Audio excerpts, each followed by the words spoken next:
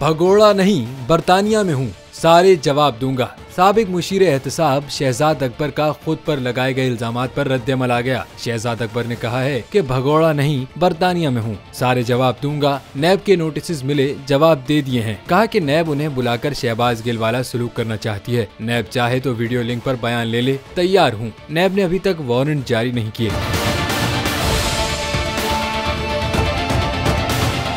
London में साफियों से गैर रस्मी गुफ्तगू करते हुए साबिक मुशीर एहतसाब ने कहा कि नवाज शरीफ अच्छे आदमी हैं, अपने भाई शहबाज शरीफ से बेहतर हैं। शहबाज शरीफ को अब वजारत उज़्मा का चस्का लग गया है। इलेक्शन से मुतल्लिक शहजाद अकबर का कहना था कि उन्हें रवां बरस इंतखाबात होते नजर नहीं आ रहे।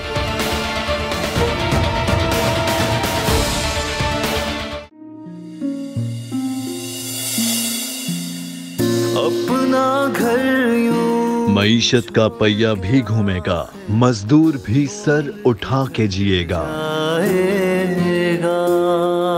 खेतों में हरियाली लहराएगी, किसान भी खुशियां समेटेगा। वक्त गुजर उम्मीद के चिराग जलते रहेंगे, महंगाई से भी जान छूटेगी। फैसले की पाकिस्तान जीता है और पाकिस्तान ही जीतेगा।